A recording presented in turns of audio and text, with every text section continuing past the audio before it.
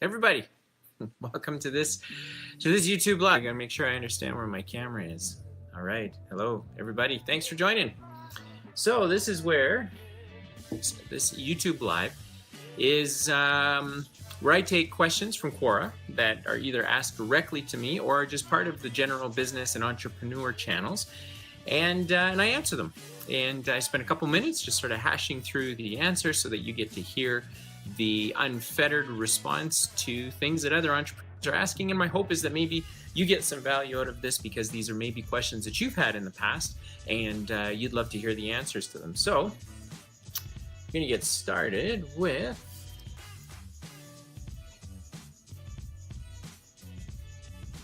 it's going to take just a minute to log in.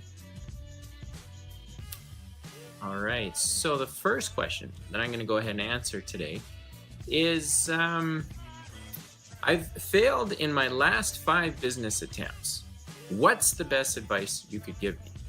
Well, try a 6th. I'm just kidding. Here's what I've discovered about entrepreneurs in general is that the ones that hit home runs usually don't hit a home run on the first try. Sometimes they hit a single, maybe a double, but certainly not a home run. And so if you are an entrepreneur or you were one in the past and you want to be one again, and failure is something that you're really apprehensive about or really nervous about, like this particular question, I failed 5 times, what do I do next? Well, I'm often reminded that many entrepreneurs fail just before they get to the goal line. And so they're, a foot away from failure or 12 inches away from failure. And what you never really know is how close were you, right? We don't get the benefit as entrepreneurs of knowing that. But here's what I would say. I would say if you failed 5 times, firstly, do you know why you failed? Do you know what the reasons were that your business didn't succeed? Was it poor product, poor service? Was it terrible marketing and sales? Did you simply borrow? See my other YouTube Quora episodes, you can get the answer to that question. But did you borrow money and you just got kind of dragged down in the debt and the business simply couldn't support it anymore? So what was the reason that you failed? And if you can be honest about the reason that you failed, then the question becomes, okay, well, if you get up to bat a 6th time or another time, what are you going to do differently? How are you going to make sure that you end up succeeding? And I can relate to this personally because I've been up to bat a few times with a few different businesses. And I know where my weaknesses are. In particular, sales and marketing are not my forte. I'm not a marketer per se. I'm not a salesperson per se. My comfort zone is in doing this, talking, listening to myself talk, I guess, and working out problems. I'm a great problem solver and have failed in the past to get really strong people around me that are excellent at sales and are excellent at marketing. And that's mostly because, I've always thought that I'm either smarter than them or I know more than them. And, haven't been prepared to really press very hard and trust people. So that's some of the reasons I've gotten up to bat and failed. But what about you? If you failed, what was it that produced the failure? And is it something that you can control? Is it something that you can influence? Is it something that if you get up to bat again, you can just do differently? So the best advice I would have for someone that's failed 5 times or 1 time or 2 times, but really wants to be an entrepreneur, is that the only way that you learn and the only way you're going to be successful is by failing. And many people are afraid to fail, which they shouldn't be, but they are. And it's that fear of failure that prevents people from being successful. And so they'll either pick something safe, but they'll never be truly fulfilled, or they won't pick something safe and they'll struggle their whole life. So you've got to be prepared to fail. So it's not how quickly you fail, it's actually how quickly you learn from that failure, get up and keep going. Because if you can put those lessons to use, you might find that at the end of the day, you end up hitting your home run. And it wasn't because you didn't fail, it's because you failed more times than the next person and you learned the lessons faster and you were able to iterate and benefit from them. So hopefully you find that helpful. How do some entrepreneurs manage to come up with solutions for the toughest problems? Interesting question. I was having a conversation with my son a couple of days ago, and we were talking about the philosophy of questions and answers. He's currently learning how to code, He's not, he's got a mind that is very analytical, and he likes, math as an example. So a little while ago, he decided to learn how to start programming. And so I know a little bit about programming. And as we were talking about the programming challenges that he was having, one of the things that I had reminded him of is by the infamous or the famous Elon Musk, who said that it's actually pretty easy to get answers to questions. The hardest part is knowing which questions to ask. And so how do some entrepreneurs manage to come up with solutions for the toughest problems? I think they're able to do that because they come up with really difficult questions to answer. And the pursuit of the answer ends up producing a really great business. And I'll use kind of a couple of flip examples just to illustrate the point. But the folks that started Uber, the thought was, well, why can't we just click a button on our phone and have a car show up? Well, guess what? We now have an industry called ride sharing, where literally you click a button on your phone and an SUV or a car pulls up in front of your house and takes you where you want to go. When we look at, SpaceX and Elon Musk, the question was, how come we can't reuse a rocket ship? Well, next thing you know, they are successfully now putting rocket ships into space, bringing them down and reusing them, thereby bringing down the overall cost of getting into space. Because typically in history, every time you went to space, you had to use a new rocket, and that's really expensive. And so if there was a way to not have to use a new rocket but reuse an existing one, then that would make life a lot easier. Even Richard Branson, when he created Virgin Airlines, the question was, how come there isn't a better airline that's providing a better experience to people that are prepared to pay for a better experience on long haul flights? Well, the next thing you knew, you got Virgin Airlines. So I think the toughest problems that get solved are because someone identifies the tough problem, and they're not very complicated about it. It usually starts with a simple idea, but it's a problem or it's an issue that has not been addressed historically, and then that's where these really great markets and opportunities and products and services come from. And so how do entrepreneurs manage to come up with solutions for the toughest problems? They figure out how to ask the right question, and that's key. So what about you in your business? What question are you asking yourself? The challenge I gave myself this year is I said, how can I personally help 100 entrepreneurs, knowing full well that if you did the math on a per hour calculation and how many entrepreneurs I need to help every single week and every single month, there's just no way it's possible. I have to be able to do that through the platform that we've built, emilynow.ca. And I'm working through the solution now. Today is January the 16th. I'm 2 weeks in. We've done one business health check. It looks like I've got a few more queued up. But I've asked myself a really tough question. How am I going to do this? How am I going to personally help 100 entrepreneurs? Well, by the time I come up with the answer, I'm hoping that I would have brought my business to a whole new level simply by asking a really tough question. Now, there's lots of things that come off of it, and that's when you get to go to work and you get to do some fun things and some frustrating things, but ask yourself really tough questions and try to make them as simple as possible, because then you can begin to figure out the answers, and the answers produce the product or the service or the changes that need to be made. So ask yourself some tough questions today. What else have we got here? What business would be good for a single mom of two? This is kind of a neat question to answer, because I've got some theories on this. But let's get right to it. So whether you're a single mom, single dad, single parent, doesn't really matter. My answer is going to be the same. And I believe that if you wanted a business, you first of all have to define why you want the business.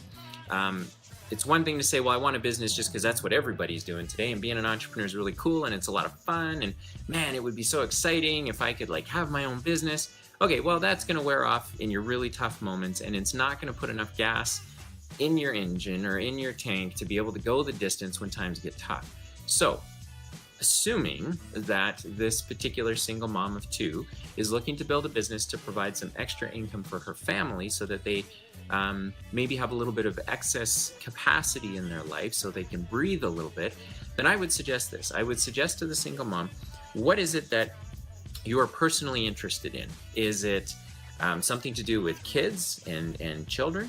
Is it a particular interest of yours, like art history or television or movies? Find something that you're really, really interested in, and then begin documenting your learnings about it.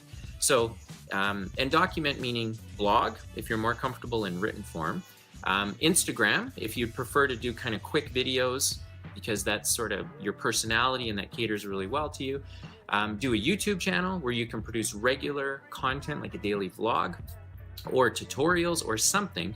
Start building out some content and documenting why you like this, or what is it that's important to you, or what are you learning about this interest of yours, and share it with the world.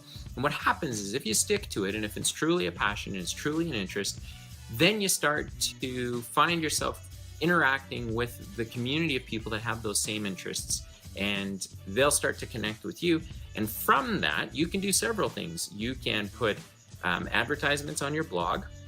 If your Instagram channel gets popular enough, you can begin to market certain brands for clients that will pay you. So you can get paid to mention things on your Instagram channel.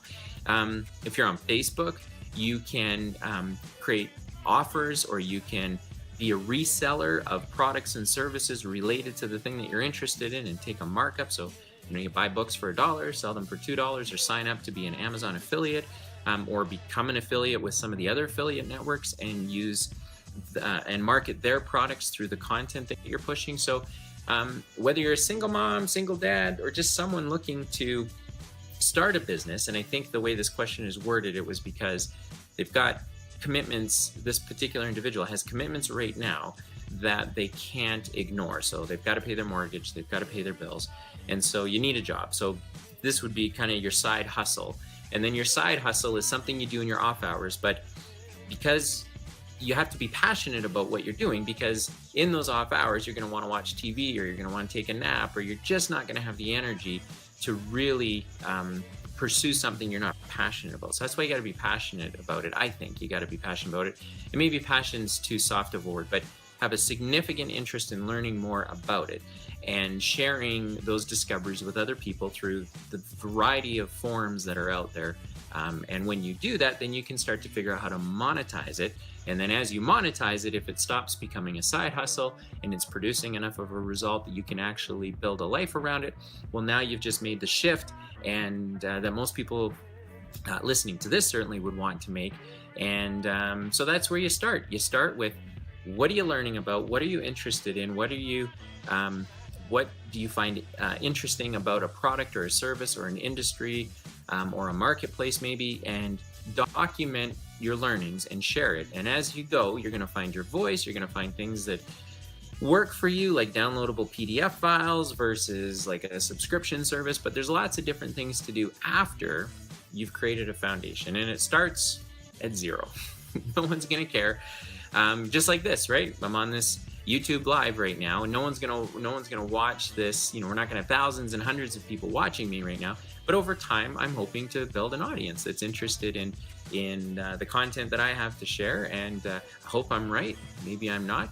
But you take a run at it, and you do it on the side. It's part of your side hustle, and eventually, it produces enough of a result that it's no longer your side hustle, and it's actually your new career. All right, let me see. What was some of the best advice you got when starting your own business?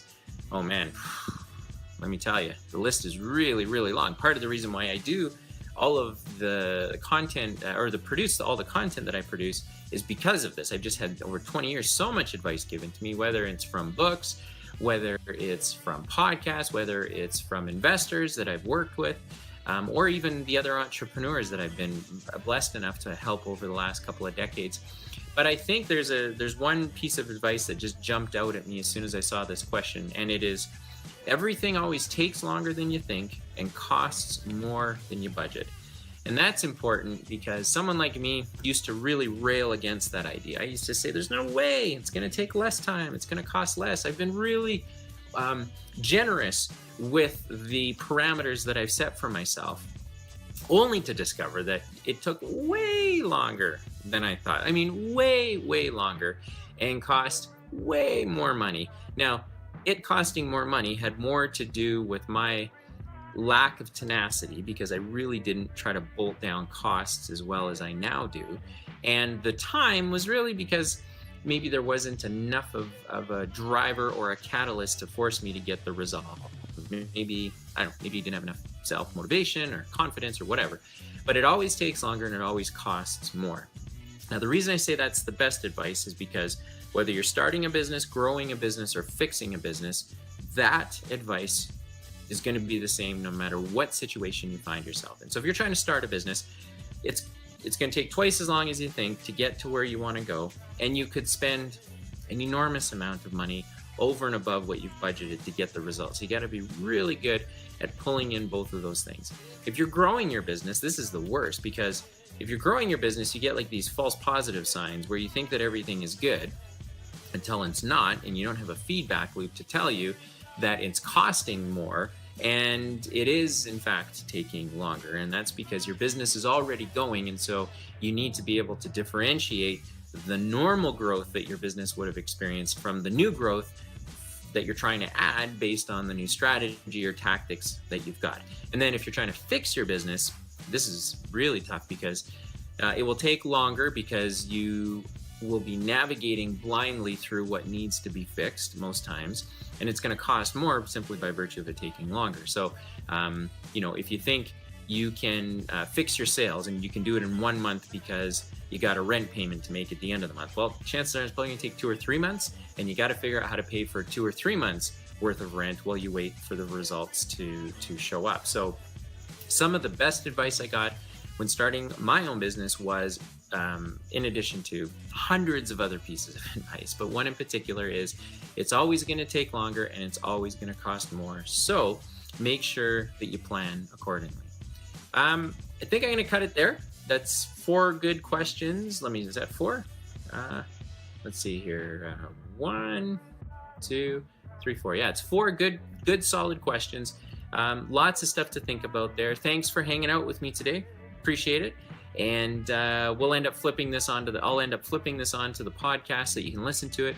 And I'll end up cutting it up into the specific questions and answers. So if you want to share this content with another entrepreneur, then you can do it in bite sizes. And certainly I'd appreciate that, because that means that another entrepreneur has the opportunity to get the help that they're looking for. And in the meantime, I hope you have a great day. I'm going to look to do this again next week. And so feel free to jump onto Quora. I'll put the details in the notes for this video or this podcast so that you can jump right to Quora, ask me a question directly. And not just me, but you're probably going to find some other cool stuff on there as well. And discover that you're not the only person who has these unique questions. So I hope you have a great day, and we'll see you next week.